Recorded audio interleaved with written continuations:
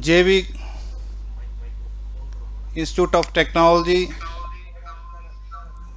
welcome all the participants of international seminar.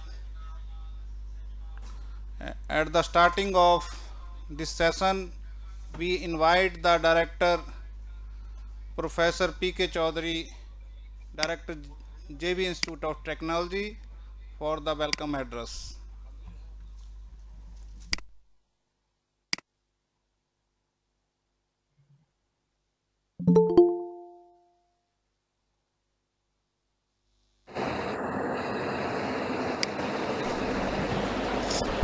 Good afternoon. Thank you, Premji, for inviting me for this welcome address. Good morning, good evening, one and all ladies and gentlemen present in this Vivekananda Hall and connected through online. On behalf of the organizing committee, I welcome you all in this international seminar on nanobioscience with the theme Innovating Healthcare, the Era of Intelligent Biosensors. I extend my heartiest greetings with the congratulations to Professor Premji, HOD, Department of ECE, and his team for this institute for organizing this thematic thematic seminar for knowledge enhancement of the peer groups. I especially welcome the showman of today's program, Dr. Rajendra Prasad Shukla ji, Department of Electronics and Communication Engineering, North Carolina University, USA, Please mute your mic, Akansha. for gracing the occasion as eminent speaker of the knowledge and idea sharing session. At the outset of the theme of this seminar, I would like to bring my Akansha, own please mute viewpoint yourself. in this regard, as human body is homeostatic as it is controlled by the brain on real time basis by virtue of the biosensors naturally developed in the body. Further, I I would like to mention that the detection of the malfunctioning of the organs, which is nothing but the functional unit, are also highly required for lengthening the life span of the human body. Nowadays, we are detecting the malfunctioning by the assessment of the symptom. However, it would be more accurately detected by the use of the biosensors, and the medical science would be more and more enhanced by the invention of the biosensors. So, at the end, once again, I extend gratitude to the Rajendra Prasad ji for consenting the organizing team to deliver his research findings on this obvious topic in this knowledge sharing session. And thank you, all the participants, for being with us and listening me patiently. Thank you, one and all.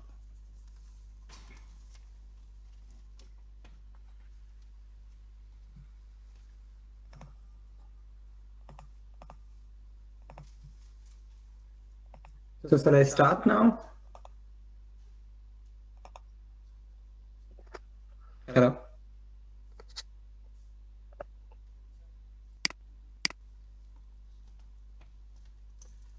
Yes, please, you can start now. Oh, Thank you. okay. Okay. Good morning from here. Of course, it's a good afternoon, late afternoon there. And first of all, I would like to say thanks to the organizing committee, the director, and the Prem sir, especially for inviting me to give this talk on this, very exciting domain of intelligent nanobiosensors, which is in highly emerging era these days. So myself, I'm Rajendra Prasad Shukla, a postdoc researcher at North Carolina State University, as introduced. I'm working here in the Department of Electrical and Computer Engineering, which is also the part of ASSIST Center, which is a sensor research center, basically. In my today's presentation, I'm going to talk about how AI-enabled strategies can enhance the design and development of nanobiosensors. Not only that, how these techniques can enhance the understanding of the data generated from sensors in the real case scenario and also in the clinical settings. So all of these you will be hearing in this session in coming 40 minutes or half an hour or so.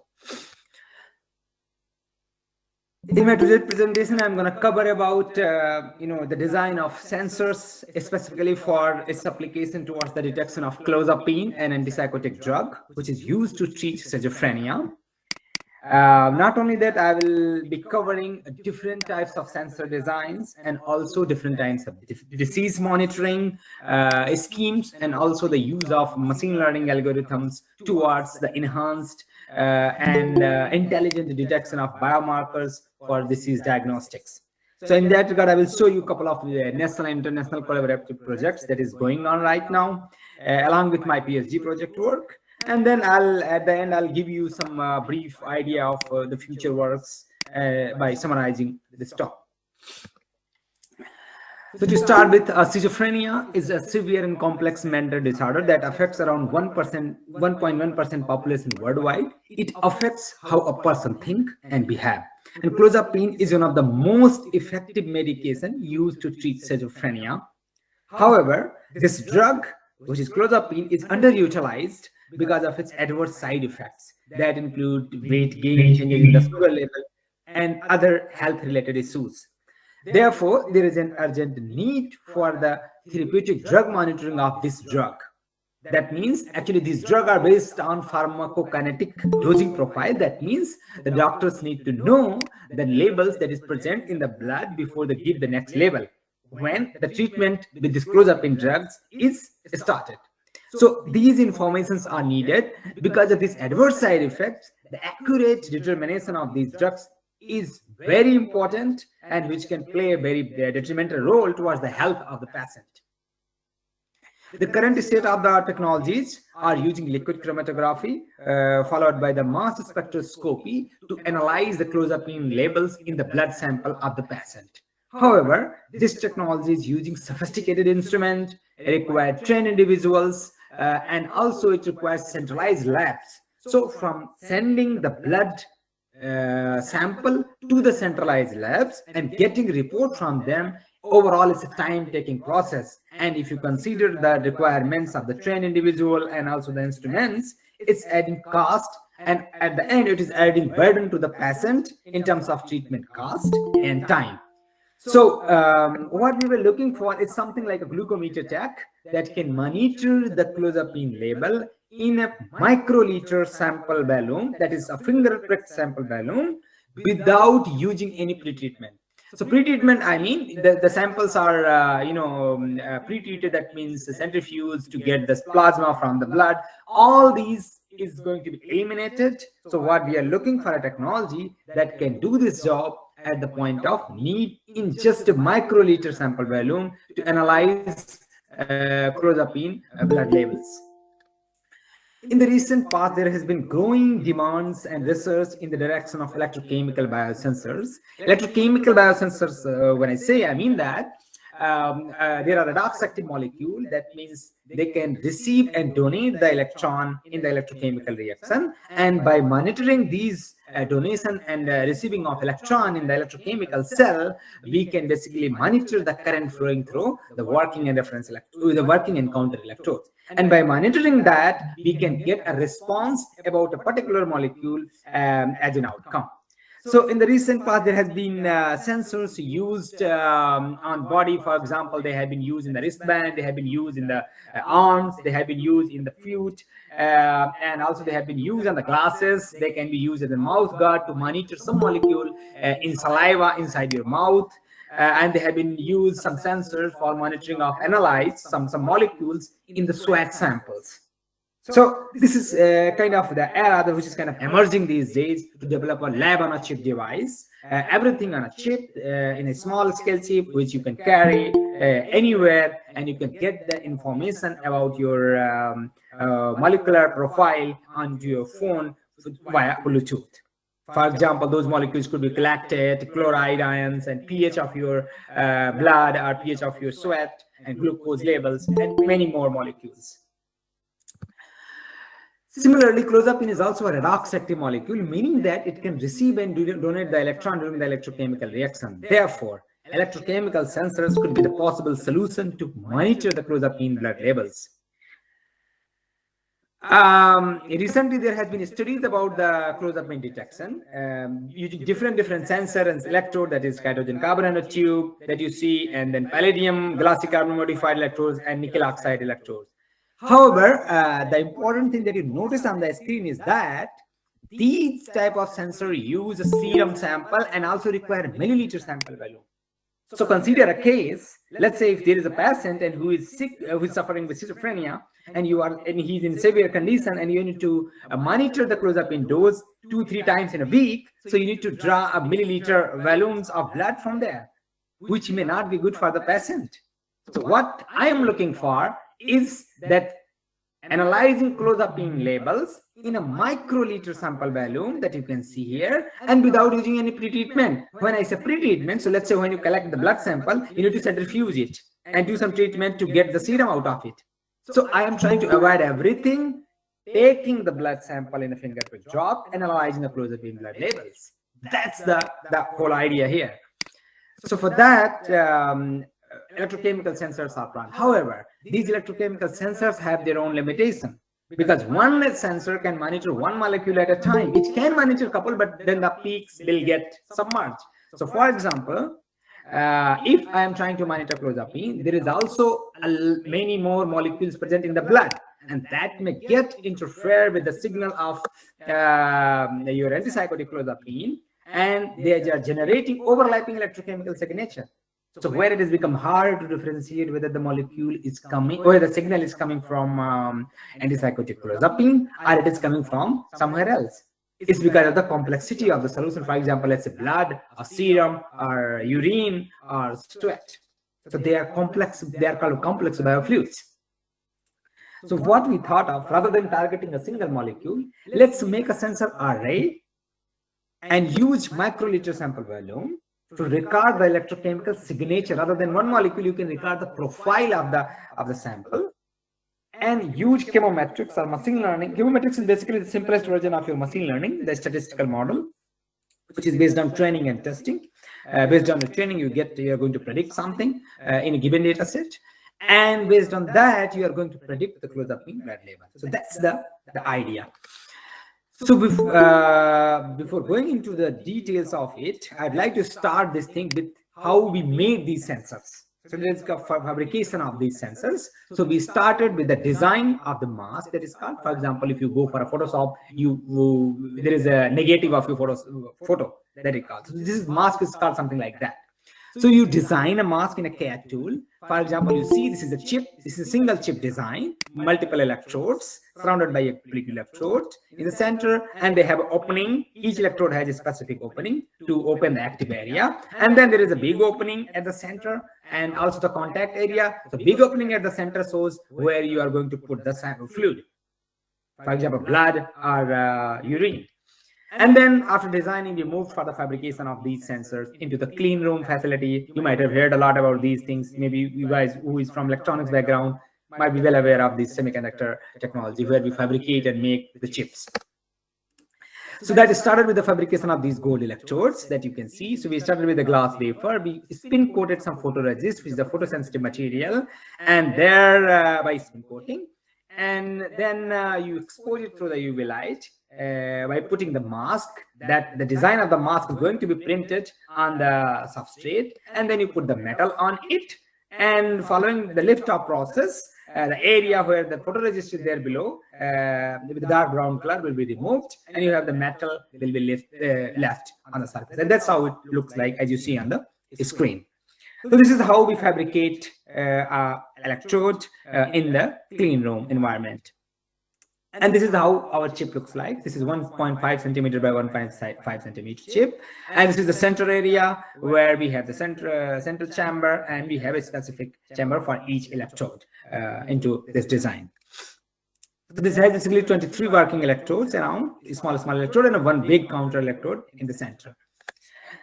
So after the fabrication, what we did, we modified these electrodes with some nanomaterials. Why so? Because when you modify these electrodes, you are going to increase the surface area of the electrodes, and the current that is generated from these kind of sensors is proportional to the surface area. So if you increase the surface area, you are going to get a better signal. That means you are going to increase the signal to noise ratio by that. So we use some electrochemical method in a graphene oxide plus NaCl solution to modify the electrodes by running some cyclic voltammetry. That means you cycle it in a solution at a given potential range, and that's where you get the deposition of the graphene oxide onto the surface of these electrodes.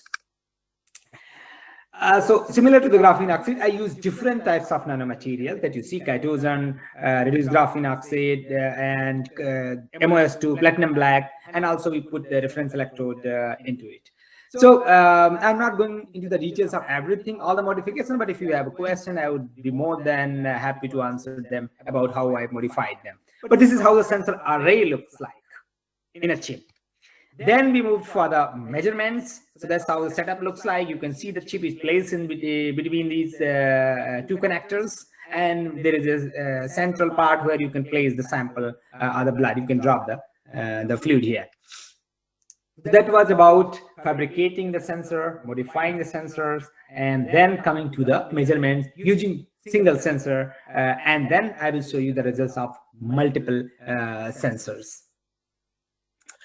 So what you see on the screen is the detection of the analyte. This is close-up beam in a finger prick sample balloon. You can see the blood sample. This was actually initially a smaller, different design for detecting close-up beam in a blood sample. You can see the red color sample here, the drop of the blood, and then the three connectors. Top one is the reference electrode, and then you have a counter and the working electrode where they are connected by these micro needles on top of it. So this is how the experimental setup in the beginning it looks like, but then it was further optimized for the detection of it. What you see on the screen is the response, the current versus the reference potential for the different concentration of the clozapine molecule, which has been recorded here. So the first figure you see, the dose response is not consistent because of the activity of the gold is not good enough that it can differentiate between different concentrations. However, once we modify it, we have, because of the electrocatalytic activity of the modification towards the clozapine molecule, you can see there is a response, increasing response as we change the concentration of the molecule. And from here, we calculated the limit of detection. The limit of detection means the minimum you can detect for this molecule, error-free. And then there is a sensitivity. Sensitivity is a parameter that defined by the change of the current per unit change of the concentration. So these are the two important parameters for sensor characterization. The limit of detection you can see 0.5 micromole per liter, which is good because the therapeutic range that is found in the blood of a human being, this chlorofilin level, is 1 to 3 macromole per liter. So our sensor is very good enough in this way that it can detect even below the clinical range. That means the sensor is highly sensitive. So after validating in a blood sample, and what you see on the screen, the response was recorded in 50 microliter volume sample of a whole blood. After having that response, I moved for the validation of my blood sensor for real samples that I received from Maryland Psychiatric Hospital in the United States for 10 patient samples. This is the results of the sensor, where we had 9 male and 1 female candidates, and we had already analyzed label from the conventional approach, and then we use our sensors to know about it as in recovery. That means how much it was given and how much we observed by using our sensor. So here you see the sample, the patient number 1 and patient number 10, they are showing more than something 100%. I'll tell you why this is. But rest, they are very close to 100%, and that's what we want actually. If you average it out, it's close to 100%. But these 2%, they are special cases. For example, when you record a sample of a human being from a blood, it depends on many other analytes present into it. And that depends, what is your lifestyle? What do you eat? Whether you are a drinker, whether you are a smoker, whether you are having some other lifestyle. So metabolic level of the body depends on many factors. And these two are the person number 1 and person number 10 that you see on the screen. They are smokers and also the female candidate, the sample number 10. So the response of the sensor is also affected by the metabolic level present in the male and female candidates. So considering all these variability that you see here, maybe single sensor is not enough. So that's where we moved for the validation into multi-sensor array. So for that, I did a big experiment. It's a huge process of optimization. First recording the sample response in buffered samples, a base sample, and then synthetic serum, undiluted serum, and record the data from here. And that is called your sample measurement, and then data processing, for example, using PLSR, that is called partial least square regression. The simplest model, that is a statistical approach, a basic one of machine learning, I would say. And then I tested them for capillary plasma and capillary whole blood. But today I'm going to show you the important result of it, that is from capillary whole blood, that I use 50 microliter sample balloon here. So this is the electrochemical response. You can see highly sophisticated, dropping down, and highly noisy kind of things. This is because of the complexity of the sample. And then what you see on the screen is training and testing the algorithm with this data set. So where I had 3 sensors for each sensor in the array. So we have a triplicates of each sensor, and we use 80% of the data for training and 20% for testing. So what we got here is like, for the prediction of 450, we got something like 438 plus minus 32.4, which is in nanogram per milliliter. If you convert it to 1 micromolar, we got 1.4, which is very close and very good. So we have been able to predict above 1 micromolar very nicely, and even below that, that was also predicted for 0.4 micromolar. That means our sensors are capable enough to predict the close-up mean label directly into the blood by using a 50 microliter sample. So that's the finding, and this technology is patented right now, and we are moving forward for a startup based on these projects, these patents and other few. The another project I'm moving forward for that now. Some other projects along with this one is detecting analyte that is called dopamine, which is an important biomarker for several tumors and also brain-related disorders. So I use 3 sensors. I am again using the sensor array strategy. So here I used Bayer's gold electrode, and then Chitogen is a biopolymer when I modified the electrode, and then Chitogen carbon nanotube, which is composite modified electrode. This is why, because if you see on the screen, the recorded data from all these sensors, is they have some difference. For example, if you see the Chitogen carbon nanotube, you have a little bit of hump here at 0.4 as compared to other. So this means these sensors are differently acting into the solution and responding to the molecule of the solution very differently. And that's what we want. In a machine learning algorithm, we want to generate a highly variable data set. And these algorithms are intelligent and smart enough that can capture those variances of those data set. That's why we are using sensor array rather than one sensor to record the profile. So this data that you see on the screen, it was recorded from a urine samples without using any pretreatment or any dilution or anything, directly from the urine samples of healthy individuals. What you see on the screen is the training and testing of the model performance. So it's the test set. So the first one is ANN, artificial neural network performance. So we trained and tested with this data set, and we calculated, that is called RMSE here. So I'm sure there might be guys here who are expert in the machine learning analysis and all those data processing. They are data scientists here. So you might be aware of this RMSE, but it is, in your case, it might be different thing, but let's say what it is in terms of sensor.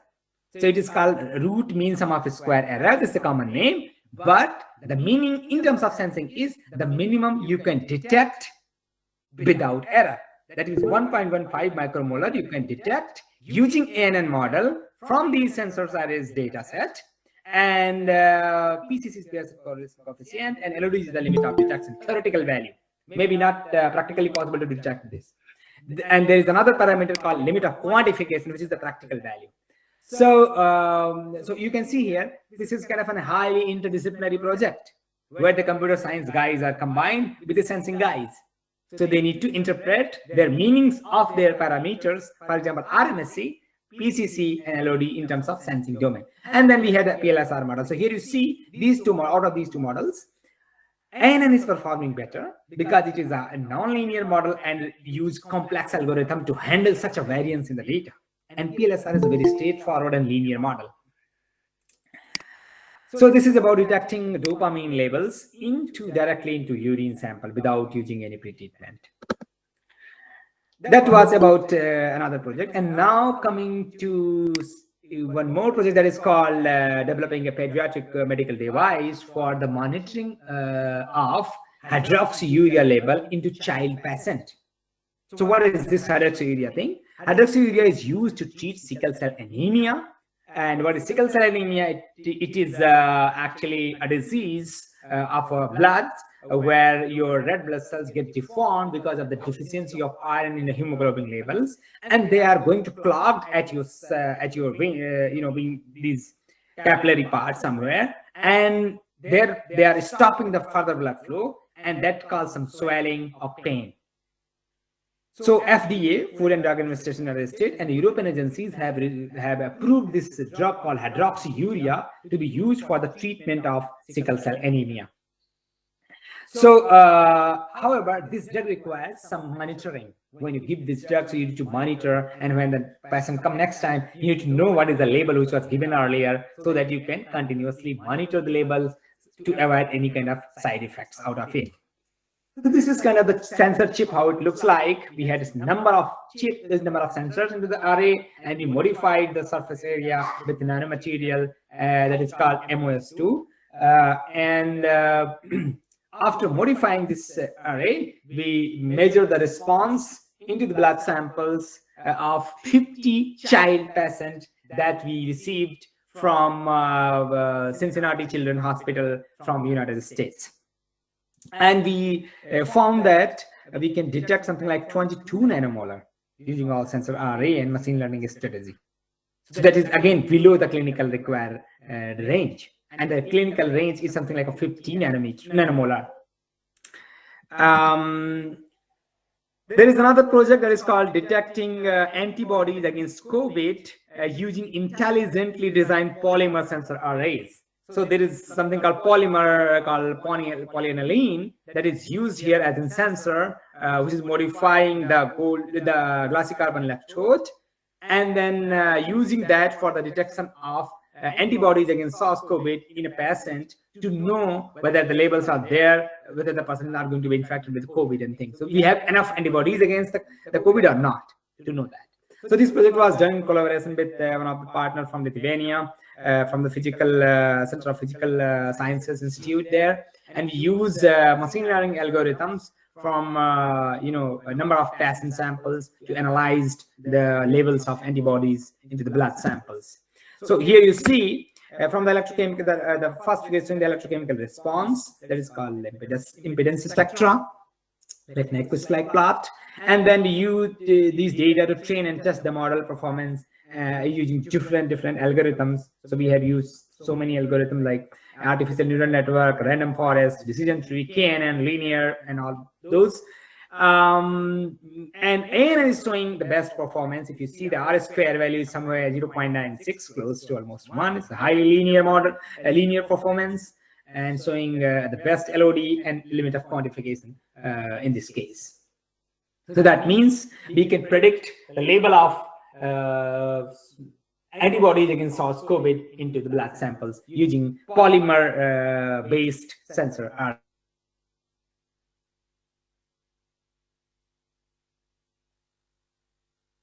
collaboration with Indian Institute of Technology, Patna, and also ICER, Thiruvananthapuram. So we have a partner, Professor Chandranath Udak and Dr. Vinay Kamble there. So Vinay Kamble is kind of generating a sensor data, and I am part of the group where in IIT Patna with Professor Chandranath, where we have a number of students who are part of developing this, algorithms for, for these kind of sensor array to predict molecular information into your breath samples. So you can see here, we have a physics guys and computer science guys, but they need me because they individually cannot understand the languages of the physics of sensors, because computer science guys, they know the language, the learning language and those codings and everything. But when it comes to combine these two, it requires different things. To understand the language of sensor for the computer science engineer is a different thing. So I'm also collaborating with them with optimally designing the sensor array and everything. What you see on the screen is using the KNN model, K-nearest neighbor model, for the prediction of these four molecules: acetone, toluene, ethanol, chloroform, and they are important for many cases, and important for many diseases. For example, even for a cancer, there has been a report about ethanol, the changes in the ethanol levels for different bladder cancer, many breast cancer, and other. So we have been able to predict the levels of these four molecules simultaneously in a different mixture of solutions, like 3 gases thrown together, 1 gas at a time, 2 gas at a time, so in a very complex environment using machine learning models. Based on this work, the master thesis student who was working on this project, she was awarded with the gold medal from the President of India. She was working as an internship student with us for a 1-year project, and she has been awarded with this gold medal, and we have been able to publish this work in this Springer journal, and she's currently working as a senior data scientist at EY. So you can see the importance and the value of this work, which was highlighted by different kinds of medals, and also it was highlighted by media as well. There is another project that is going on in collaboration with IIT Kharagpur, that is with Professor Gaurachan Datta, for the monitoring of lactic acid for sepsis. Is a disease where you might occur with disease of several organs. So lactic acid is very important to monitor in that case. So we use 10 different patient samples, again in collaboration with Chandranath sir, and I was there to monitor lactic acid in patient samples. So for that we use nickel nanoparticle modified electrodes and use it to record the electrochemical data, and then this data was processed by using machine learning algorithms. Here you see 4 different types of algorithms and their prediction performance for the detection of lactic acid into the blood sample by using ANN model, RF, KNN, and linear LR. Here, out of these, random forest is showing you the best performance. Sorry. That means it has high linearity of data and lower limit of detection. In general, it is found that random forest is performing better when it comes to a limited data size, kind of a lower amount of data size. If you have a limited data set, then RF is going to perform the best in that case. So we have been able to perform the prediction of lactic acid, and we have compared these results with the conventional approach, how people are doing as compared to our sensors, and we have got very nice response, and we send this manuscript for the publication, which is under review. Maybe in 1 or 2 days I will get the response because it is in advanced stages. Another project that is coming, prediction of creatinine with in collaboration with VIT Chennai with Professor Kiran Kumatari. So we are using this copper nanowire based MS2 quantum dot modified electrodes as a sensor for the detection of creatinine, which is an important biomarker towards the detection of some disease or failure in your kidney. So that's also important. So we are going to use a machine learning model on a recorded data set for the prediction of creatinine levels into the urine samples. Here again, if you see here, we have ANN model, which is performing much better as compared to the rest. And you have got 2.67 micromolar of limit of detection, again, below the requirements and below the presence of creatinine into the urine samples. So I just gave you some, thorough of these type of different sensing strategies for its application of monitoring some molecules into your blood and body biofluids so far. And to sum up the talk, I would say I have shown you the detection of clozapine using tyrosine carbon nanotube modified microelectrodes, microsensors in a therapeutic range. And I also showed you the detection of clozapine in a microliter sample volume of patient samples. That's what I showed you. And also detection of dopamine in undiluted urine samples, and then prediction of hydroxyurea levels in biological samples. And then I had shown you the project about antibodies detection using polymer sensor array, and then predicting gas molecule in your breath samples using metal oxide gas sensor array. And we believe that by further miniaturization of these kind of sensors and integration into a point of care testing devices, we believe that the healthcare can be improved. So we are in the era of this, designing an intelligent nanobiosensors with the help of, this AI and machine learning algorithms. So with this, I'd like to say thank you once again to the Organizing Committee for inviting me, and I am open for any questions. So before I leave the floor, I would say if you are looking for some kind of an opportunity in this domain, and also you are interested in doing some internship in this domain, and you have some background in machine learning, and you are good with that, and you want to apply those things for a real case scenario, you are more than welcome to email me on these email addresses, and we can consider and we can see you if you're a suitable candidate, and then we can decide. And we have a lot of projects currently running in India and outside India also.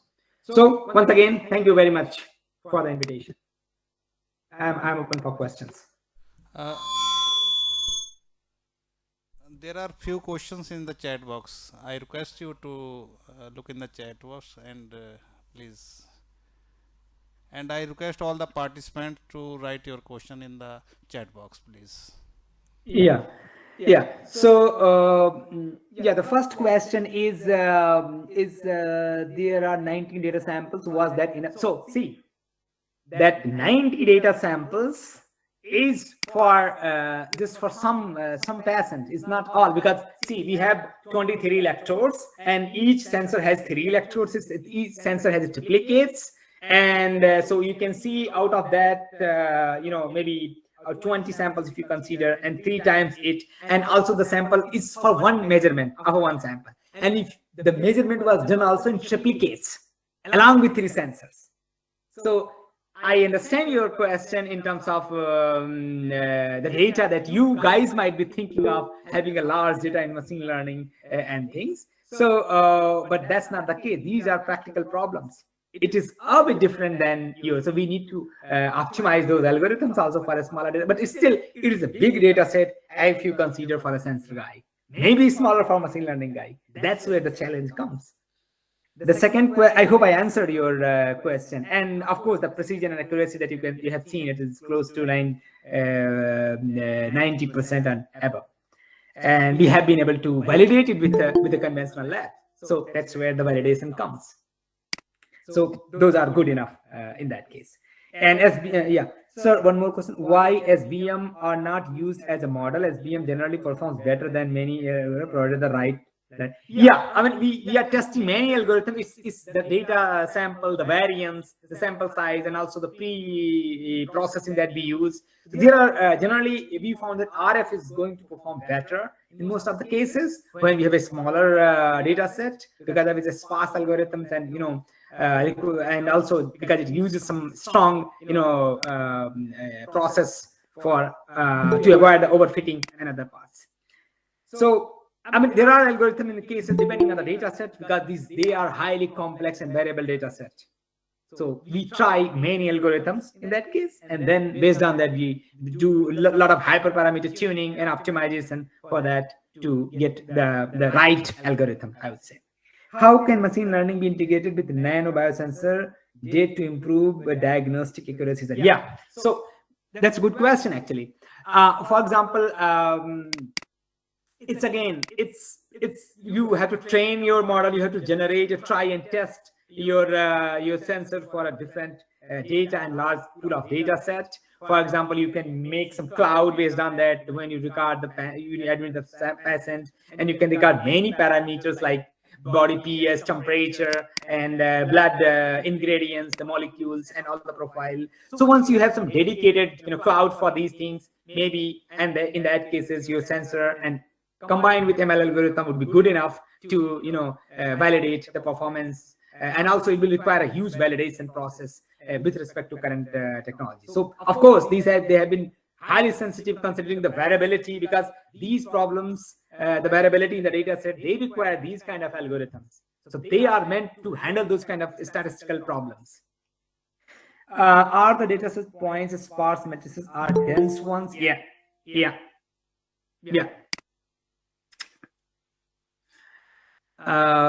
Yeah, so I think I answered most of the questions. If I missed, please raise your hands, or please feel free to ask. And also, you have my email. You can email me if I'm not able to give you enough time here. Yeah.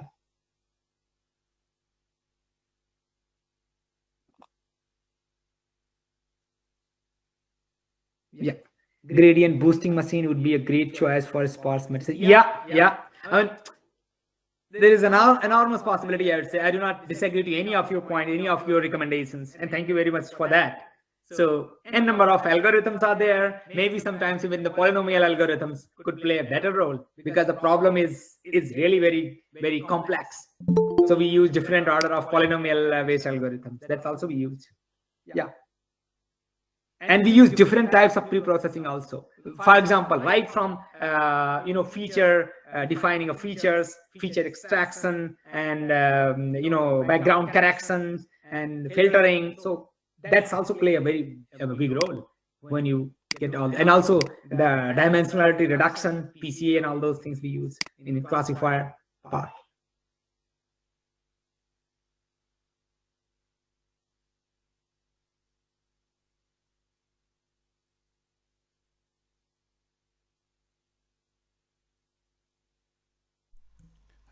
I think all the questions have all wonderfully addressed at the end of this session.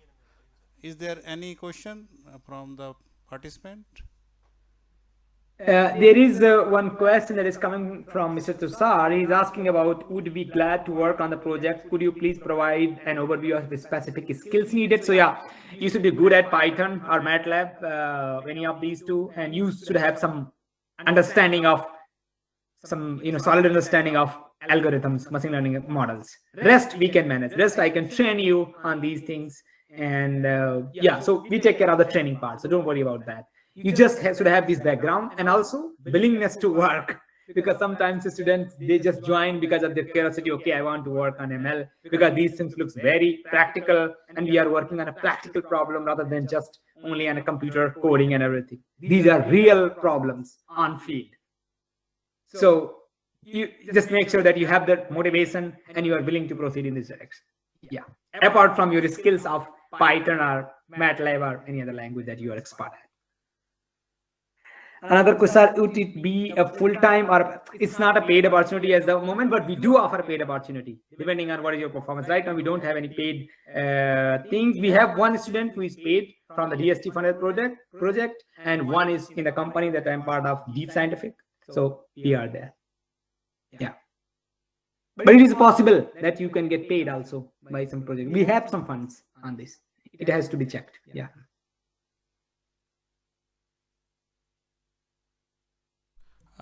There is one question from Dr. Sunil Kumar, Associate Professor, EC Department, JBIT, Dehradun. Please. Professor Sunil Kumar is with me. Sir, please, you can Sir, good evening. I have a question, Good. sir.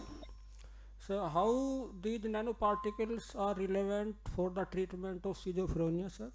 What parameters, what working principle is employed for this purpose? Yeah. Yeah. So basically, in case of those schizophrenia things, let's say if you have an electrode, that sensor that you design, and you put your nanoparticles and nanomaterials onto it. So the advantage with these nanomaterials is that nanoparticles, they increase the overall surface area. This is called active surface area of the electrode, and they provide you the activity from all the sides.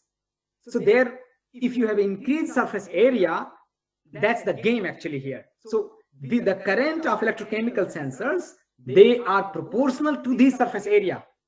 This is one thing. The second thing is those nanoparticles provide a faster electron transfer mechanism.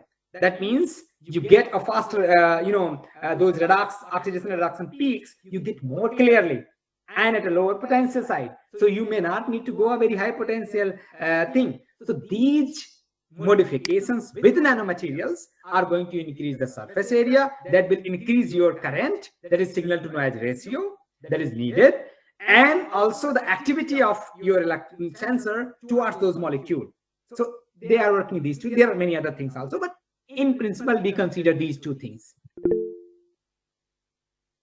Thank you. I hope I answered the question. Yeah. Thank you so much. I share my deep gratitude to Dr. Rajendra Prasad Shukla, scientist at North Carolina State University, for such a wonderful talk. And all the questions were really very wonderfully addressed, and we appreciate your efforts. And from this wonderful talk, I am very much hopeful. All the participants have learned so many ideas to start the research and innovation in near future. And for this uh, wonderful seminar, our team has done tremendous efforts to make this in a reality. And without the efforts of Dr. Rajendra Prasad Shukla and giving the time to time motivation, and this seminar is possible by all the. And at the end of this session, I am also thankful to our management director, Dr. P.K. Chaudhary sir, registrar sir, and Dr. Bisan sir, and whole our students and faculty, all I am highly thankful. And JBIT, JB Institute of Technology Dehradun, is a very beautiful campus in the Dehradun. And on behalf of JBIT family, I invite Dr. Rajendra Prasad Shukla, whenever you find time to come in India, please visit our campus. We welcome you. We will be very happy to welcome you. And Thank you. thank you, sir. And at the end of this session, I am highly thankful to all the participants. Thank you so much, each and everyone. Thank you so much. Thank you. Thank you. Thank you. Thank you all.